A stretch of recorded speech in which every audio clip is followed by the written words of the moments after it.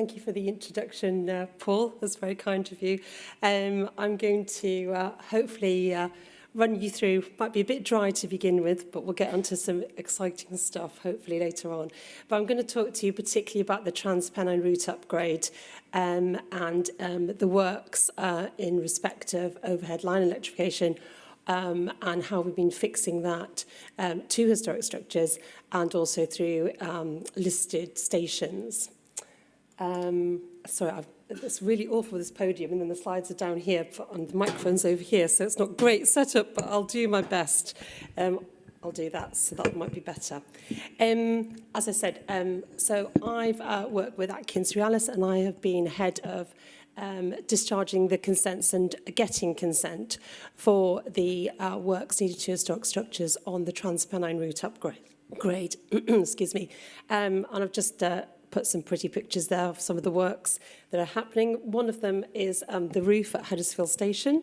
And I'm really pleased to say I went through that station coming back from Manchester the other day.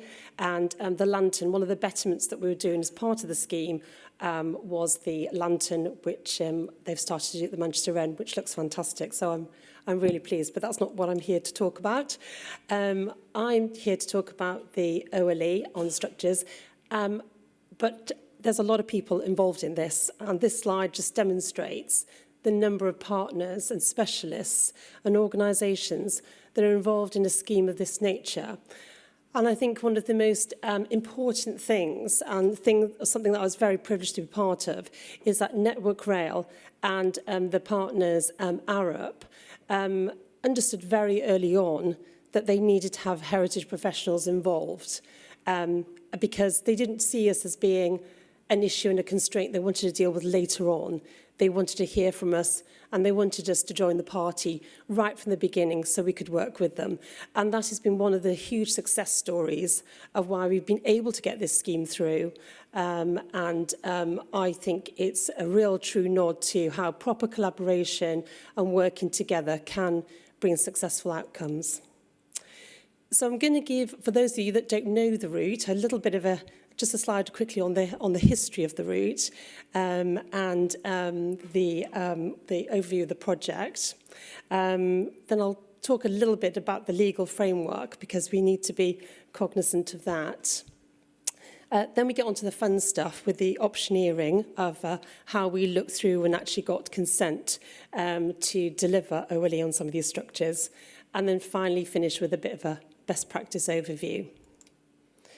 So this probably looks very familiar. Thanks, Luke, for sharing your slide on the east section.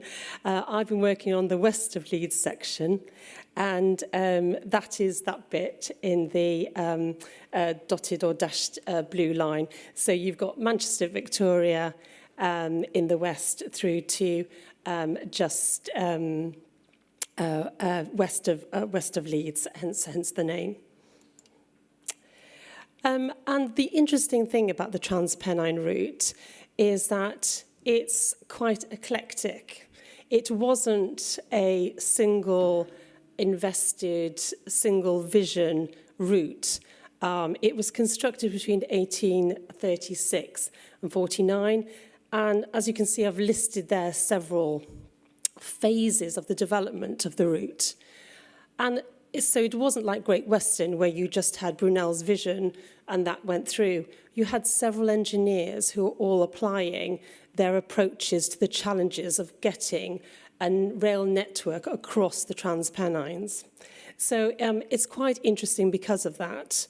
And one of the things I was able to argue at public inquiry was that we were, through good design, were adding to that story. That this wasn't a homogeneous railway. This was something that had continued to develop, and engineers had continued to design and make this railway suitable for passengers. And that's what we were doing in the 21st century. It brought about expansion of towns like Huddersfield and Deesbury, and we see the fantastic stations that are still existing there, grade 1 and grade 2 stations. and fantastic new pieces of engineering into that landscape. As Paul was saying, you know, very industrial landscape, but it's also very rural, and you get these huge viaducts coming through, which would have been quite shocking to those Victorian communities. But now we see as historic landmarks. We praise, we celebrate, we don't want them touched or interfered with too much. So a very different reflection. And we have notable engineers and architects that we need to celebrate. So Alfred Stannestedt-Dree, George Stevenson, and also with a very strong Welsh connection, James Pigott-Pritchard, who was the architect for Huddersfield Station. And this was his vision, as you can see at the bottom of the slide, for Huddersfield Station. And I think if you go there now and stand in St George's Square, this would look very familiar. Okay, so just to give you a little bit of a breakdown of the process involved. So I was involved in the project from 2017 when the first meetings began and wrote the Huddersfield Station Statement of Significance. A lot of work had to be done at Huddersfield Station, and we knew that this was going to be the critical point. We'd have to get consents through. So we did that very early on, and that was one of the benefits of joining the party early, being able to get that done. Between 2019 and 2021, we wrote the environmental statement. There were 7 chapters to that, and we wrote 9 heritage statements. These accompany the listed building consent applications, and they get called in with the Transport and Works Act order. That was submitted in March 2021, and public inquiry was held November to December that year. In June, it was granted, 2022, and came into force of November that year. And then since November 2022, we've been discharging consents. So the main bit of legislation we need to be concerned about is the Planning, Listed Building and Conservation Areas Act, 1990 as amended. And this makes it really clear that you can't do any works to a listed structure unless you've got permission. So Network Rail had to get consents, they had to get the permissions to do works to the viaducts, bridges and stations that were affected by the scheme. Otherwise, they were going to be acting illegally.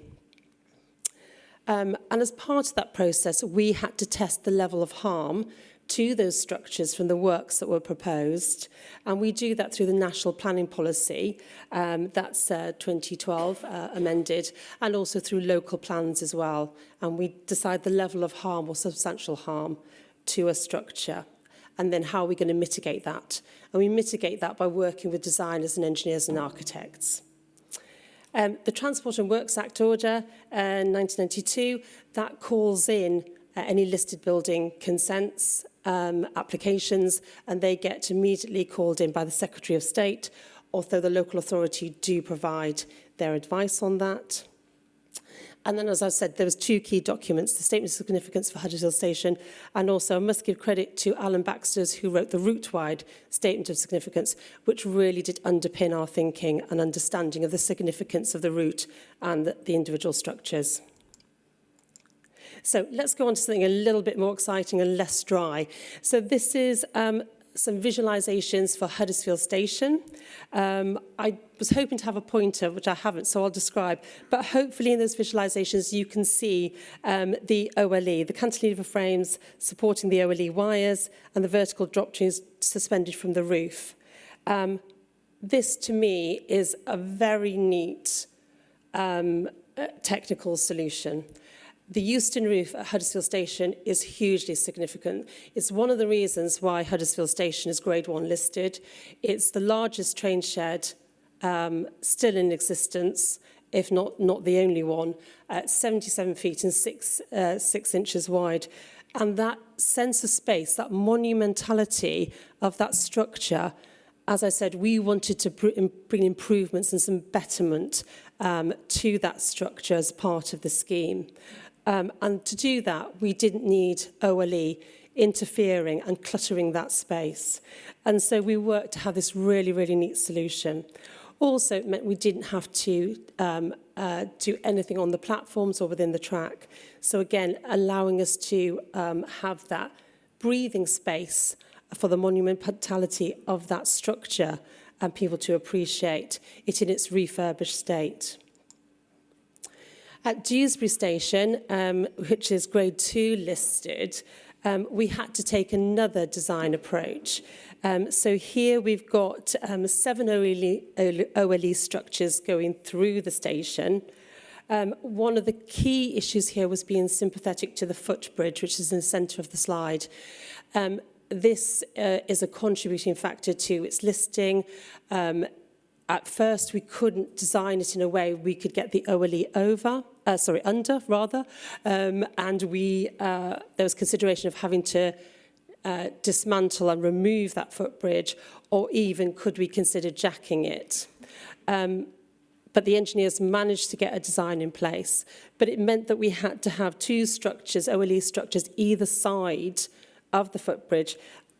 You know, I'm always amazed how they managed to do this, because we're talking about a station and an area, but we're tying this in obviously to the rest of the network, which is quite a complicated thing to do.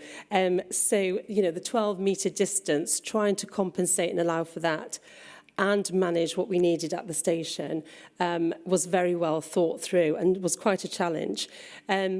But what they did is, because the aesthetics of this footbridge and its character was seen as being very important, and we didn't want that interrupted in any views, they managed to actually design it so it's below the parapet level.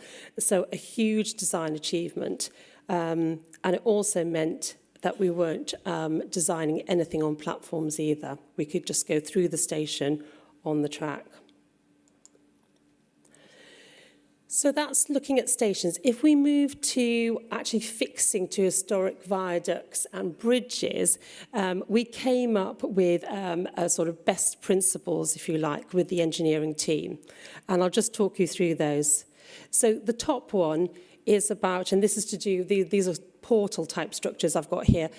So the top one is about trying to incorporate trackside. So inside of the parapet, alongside the track. You're still going to get a visual intrusion.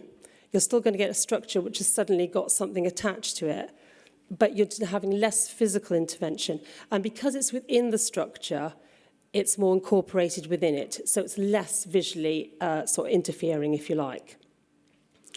The second preferred option, which is in the middle of the screen, is incorporating within the parapets.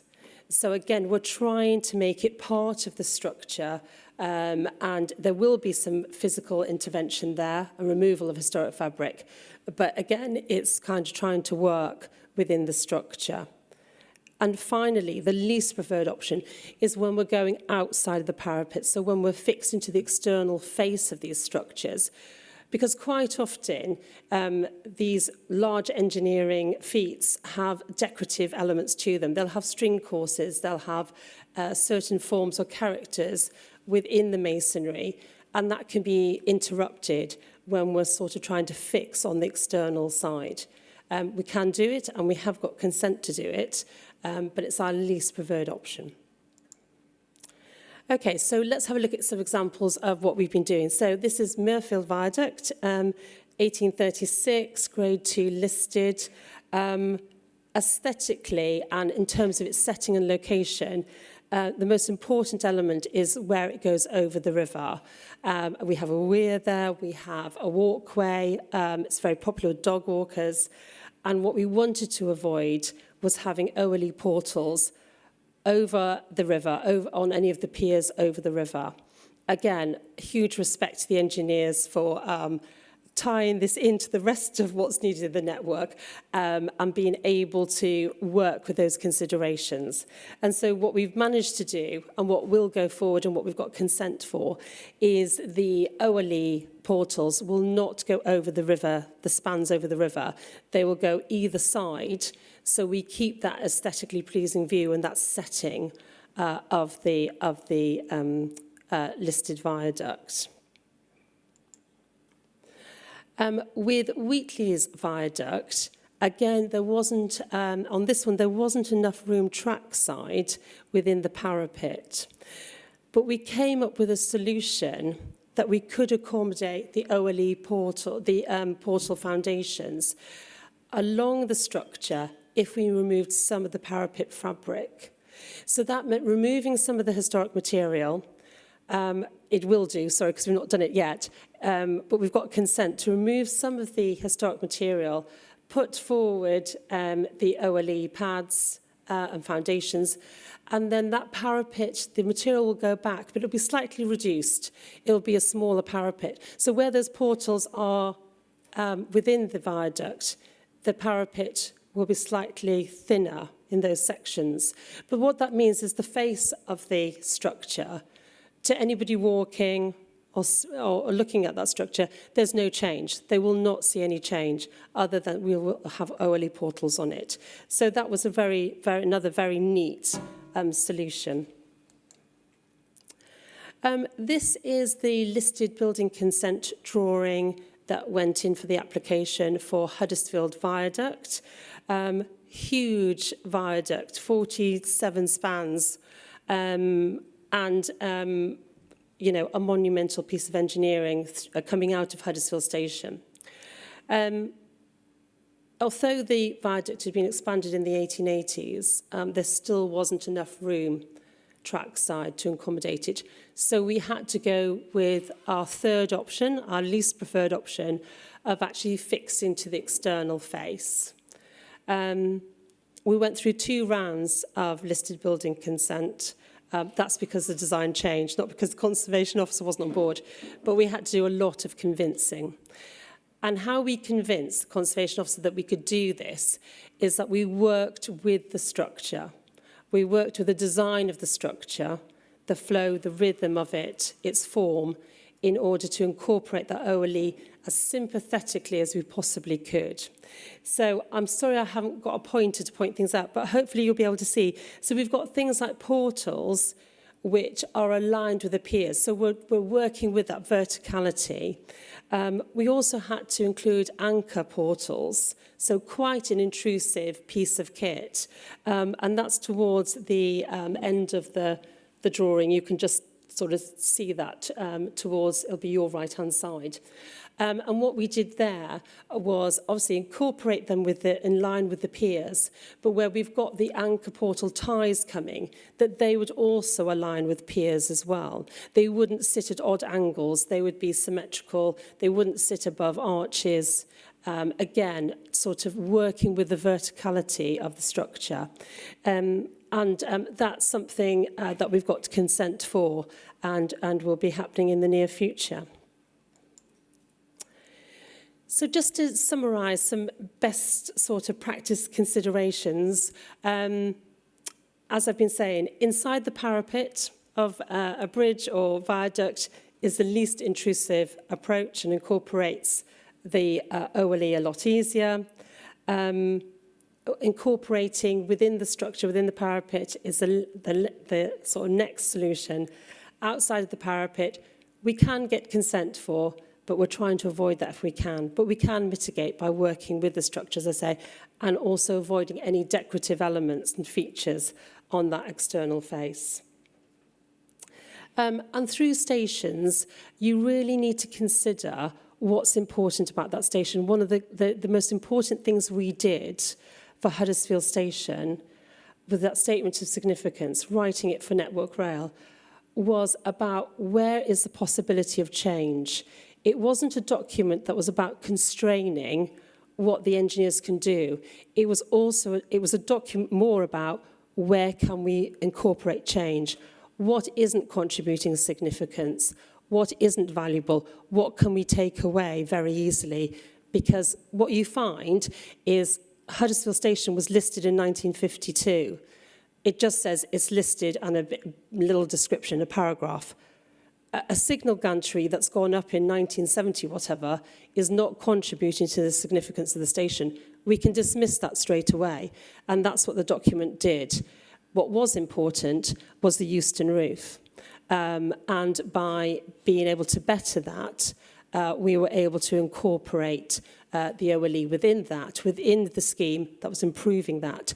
And that really gives a win to your conservation officer. They want to give that a tick. thanks, Stuart, because they can see that there's improvements to the historic environment, but we're also achieving the desires of the scheme, which was the electrification of the route.